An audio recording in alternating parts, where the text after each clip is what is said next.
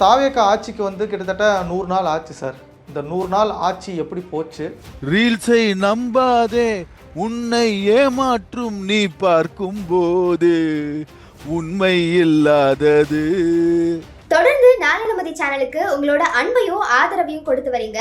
மேலும் நீங்க நாளை நமதிற்கு உறுதுணையா இருக்கணும்னு நினைச்சீங்க அப்படின்னா ஸ்கிரீன்ல தெரியுற QR கோடை ஸ்கேன் பண்ணி உங்களுக்கு விருப்பமான தொகையை அழைச்சு பங்களிப்ப தரலாம். தலைகணத்தின் உச்சத்துல பேசுவேன். நான் இப்படிதான், நான் யாருக்கும் இது பண்ண மாட்டேன், இஷ்டம் இருந்தா இரு இல்லைன்னா போ அப்படின்ற மாதிரி பேசினவர் ஆதவர்ஜுனா. பல்வேறு அதாவது இவங்க வாயை திறந்தாலே பொய் தான், உண்மைக்கு மாறான பல்வேறு தகவல்களை ஆதவர்ஜுனா சொல்லிட்டு இருக்கிறார். இப்ப நடக்கிறது அதிமுக ஆட்சி தான் அப்படின்னு சொல்லி அதை சட்டமன்றத்திலே சொல்றாரு சார். எங்க அம்மா ஆட்சி தான் நடக்கிறது இருந்தா அப்ப அம்மாவுடைய திட்டங்களை ஏன் செயல்படுத்தல? இங்க காவல்துறையை பத்தி கேள்வி கேட்டா இவர் பொங்கி வராரு ஆதவர்ஜுனா. அப்படின்னா என்ன, இவர் தான் நிழல் முதல்வராக செயல்படுகிறாரா என்ற சந்தேகம் ஏற்படுகிறது. நான் ஊழல் இல்லாத லஞ்சம் இல்லாத ஆட்சியை தருவேன், எல்லா இடத்துலயும் அதே தான் சொல்லி நிற்கிறாரு. ஊடகங்களும் இவருக்கு முட்டு கொடுக்குறாங்க. நாளை நமதிக்கு வணக்கம். நம்முடன் சிறப்பு விருந்தினராக மூத்த பத்திரிகையாளர் திரு கோவிந்தராஜன் அவர்கள் இணைந்திருக்கிறார். சார் வணக்கம் சார். வணக்கம் சார். இப்போ தாவேக ஆட்சிக்கு கிட்டத்தட்ட 100 நாள் ஆச்சு சார். இந்த 100 நாள் ஆட்சி எப்படி போச்சு? இது சம்பந்தமாக அதிமுக பொதுச் செயலாளர் சொல்லும்போது இந்த 100 நாள் ஆட்சிங்கிறது ரீல்ஸ் அந்த மாதிரி தான் போச்சு அப்படின்னு சொல்லியிருக்காரு சார். இதை எப்படி சார் பார்க்குறீங்க? ஒரு மூத்த பத்திரிகையாளராக அந்த 100 நாள் ஆட்சி எப்படி சார் பார்க்குறீங்க? எடப்பாடியார் அவர்கள் கூறியிருக்கிற மாதிரி ரீல் விட்டுருக்காங்க, ரீல்ஸ் விட்டுருக்குறாங்க, ரீல்ஸ் விட்டுருக்குறாங்க. அதுதான் இந்த 100 நாள் இவங்களுடைய சிறப்பாக பார்க்கிறது. மக்களுக்கு புரட்சித் தலைவர் எம்ஜிஆர் அவர்களின் பாடல் தான் எனக்கு நினைவு வருது. ரீல்ஸை நம்பாதே, உன்னை ஏமாற்றும் நீ பார்க்கும் போது உண்மை இல்லாதது. அப்படி ரீல்ஸை பார்த்து ஏமாந்து உண்மை இல்லாத மக்கள் இப்பதான் புரிய ஆரம்பிச்சிருக்கிறாங்க. இந்த நேரடி ஒளிபரப்பு சட்டமன்ற கூட்டத்தொடரில் நேரடி ஒளிபரப்ப அதை வேணா சொல்லிக்கலாம். ஆனா அந்த நேரடியில மக்கள் எல்லாம் அதை பார்த்துட்டு தான் இப்ப ஐயோ இப்படிலாம் இருக்கான்னு மக்கள் உஷாராயிட்டாங்க. நேரடி அதுக்கு இவங்களுக்கு நன்றியை சொல்லணும். ஏன்னா நேரடியில் எல்லாம் இவங்கெல்லாம் எப்படி இருக்கிறாங்க. நேரலையில் அந்த மாண்புமிகு நிதி அமைச்சர் எப்படி பேசினாரு, அடுத்த நாள் எப்படி அப்படியே பிளேட்டை மாத்தினாரு, எல்லாம் மக்கள் பார்த்துட்டாங்க. அதை அடி கொஞ்சம் பலமா வளர்ந்துருக்கு போல சார்.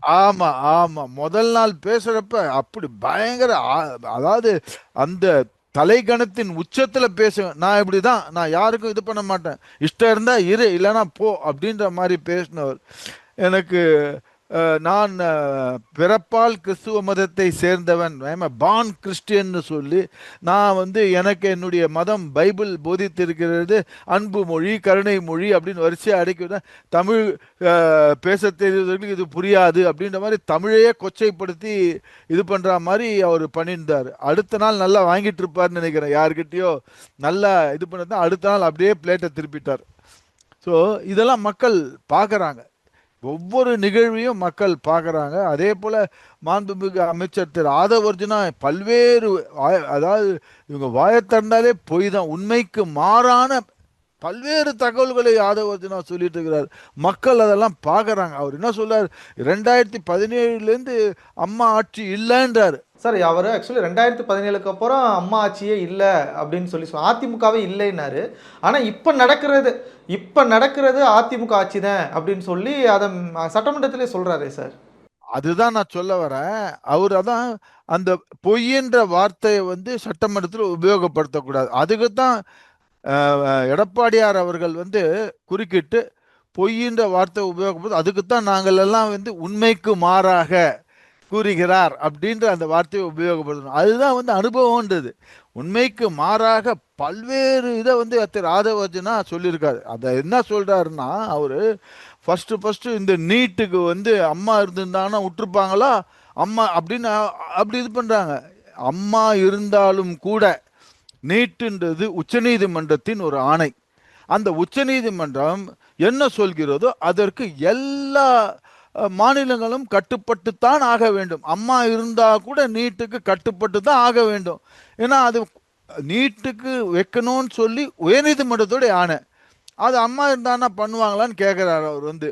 ரெண்டாவது, இந்த நீட்டுக்கு வந்து 2017 எடப்பாடியார் அவர்கள் ஆட்சியில் இருக்கிறப்ப மேல்முறையீடு போனாங்க உச்சநீதிமன்றத்துக்கு. மேல்முறையீடுக்கு போயிட்டு அவங்க வந்து இதுக்கு வந்து இந்த ஒரு வருஷம் அந்த இதுக்கு நீட்டை விளக்கணும் அப்படின்னு சொல்லி, விளக்க முடியாதுன்னு சொன்ன ஒரு வருஷமாவது விளக்கு கொடுங்க, நாங்கள் நிறைய தயார்படுத்திக்கணும், இந்த ஒரு வருஷத்துக்கு விளக்கு கொடுங்க அப்படின்னு சொல்லி அதை போய் உச்சநீதிமன்றத்தில் எடப்பாடி பழனிசாமி அவர்கள் போய் கேட்டார்.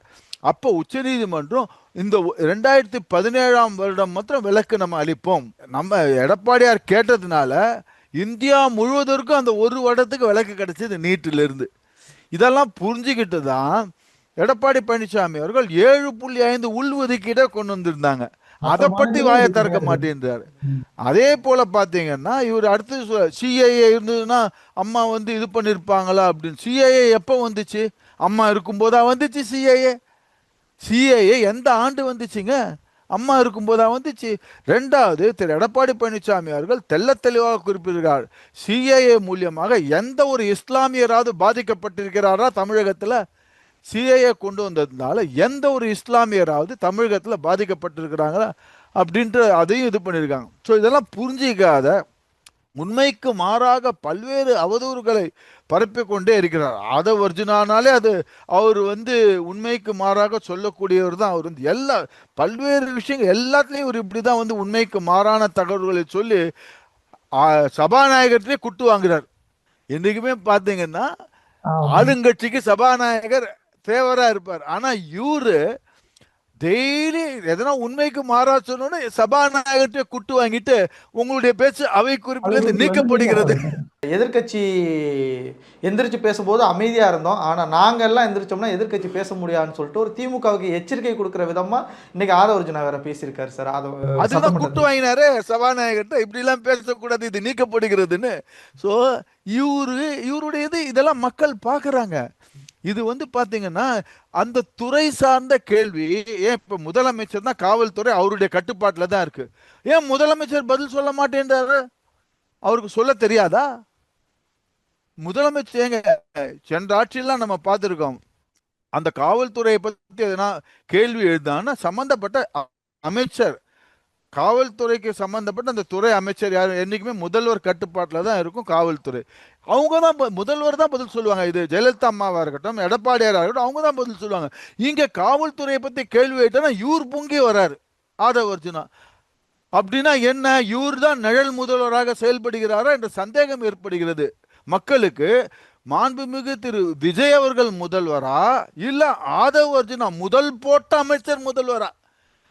முதல் போட்ட அமைச்சர் முதல்வரா இல்ல விஜய் அவர்கள் முதல்வரான்னு சந்தேகம் வருகிறது. அதிமுகவோட ஆட்சி நடக்குது அப்படின்னு சொல்றாங்க சார். ஒருவேளை இப்போ உதயநிதி கைதுக்கு அப்புறம் அவங்க எடுக்கிற நடவடிக்கைகள்லாம் பார்த்தா எல்லாரும் சொல்றாங்க, இப்போ அம்மா இருந்திருந்தா இதை செஞ்சிருப்பாங்க, அது மாதிரி விஜய் செய்யறாரு அப்படிங்கிற ஒரு நினைப்பு வந்து ஆதவர்ஜுனாவுக்கு வந்த ஒரே காரணத்தினால தான் சார் ஒவ்வொரு முறையும் இங்க நடக்கிறதெல்லாம் அதிமுக ஆட்சி, அம்மா ஆட்சி தான் நடக்குதுன்னு சொல்றாரோ சார். அப்படி எடுத்துக்கலாமா? ஏங்க அம்மா ஆட்சி தான் நடக்கிறது இருந்தா அப்ப அம்மாவுடைய திட்டங்களை ஏன் செயல்படுத்தல? அம்மா பேரை வச்சு சொன்ன அம்மா ஆட்சி தான் நடைபெறுது. அப்ப அம்மா சொன்ன தாலிக்கு தங்கம் அதை அப்படியே கண்டினியூ பண்ண வேண்டியதானே? ஏன் அதை வந்து நீங்க வந்து அண்ணன் சீர்னு ஏன் அப்ப பேச்சு இது பண்ணிருக்கிறீங்க? அப்ப அம்மாவின் தாலிக்கு தங்கமே தொடர்கிறது அப்படின்னு அம்மா பேரை போட்டு அம்மா படத்தை வைக்க வேண்டியது தானே?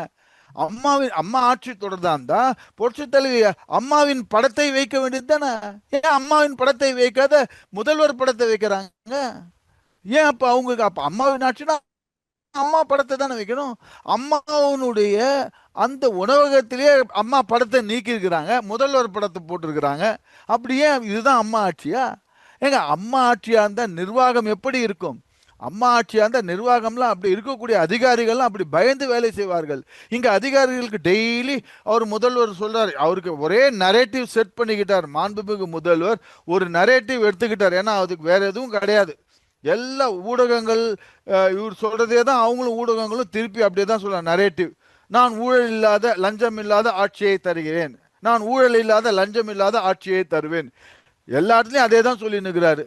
என்ன உடனே ஊடகங்களும் என்ன பண்றாங்க, எந்த முதல்வரும் சொல்லாத இவர் சொல்லியிருக்காரு பாத்தீங்களா அப்படின்னு ஊடகங்களும் இவருக்கு வந்து முட்டு கொடுக்குறாங்க. சார் அவங்க மேடைக்கு இல்லை சார், அவங்க மேடைக்கு மேடை அவங்க எடுக்கக்கூடிய முதல் அஸ்திவாரம் என்னன்னு பார்த்தா நாங்கள் ஊழலில் ஒழிக்கிறோம், லஞ்சத்தை ஒழிக்கிறோம் அப்படின்னு சொல்லிட்டு விஜய் எடுக்கக்கூடிய முதல் அஸ்திவாரமாகவே இந்த ஊழல் தான் சார் இருக்கு. இது நரேட்டிவ்ங்க. இது வந்து ஒரு மக்களை திசை திருப்ப ஒரு நரேட்டிவ். அவருடைய எண்ணம் ரைட், வரவேற்கிறேன். விஜய் அவர்களின் எண்ணம் ஊழல் நான் ஒழிக்கிறேன், ரைட், வரவேற்கிறேன். ஆனா இவங்க கட்சிக்காரங்களே ஊழல் பண்ணிட்டு இருக்கிறாங்களே, அதுக்கு என்ன நடவடிக்கை எடுக்கிறாரு? ரெண்டாவது இவர் சொல்றாரு ஊழலை உழைப்பேன்னா, அப்ப ஏன் வந்து அதிமுகவிலேருந்து ஏன் இப்ப இவங்கள்ட்ட வந்து சேர்த்து வச்சுக்கிட்டாங்க? அதுவே குதிரை பேரம்ன்றது என்ன ஊழல் தானே? அது குதிரை பேரம்ன்றது தன்னுடைய கட்சிக்கு, அது குதிரை பேரம்ன்றது ஒரு மறைமுக ஊழல் தானே? அப்ப அந்த ஊழலற்ற ஆட்சி தலைவர் முதல்கே கோணலாச்சு. முதலுக்கே இங்க இதாவது ஆரம்பத்திலேருந்து இவர் என்ன பண்றாரு, அடுத்த கட்சியிலேருந்து எல்லா ஆளுங்களை பிடிச்சி எல்லாம் இது பண்ணி குதிரை பேரம் செய்து வருகிறார்.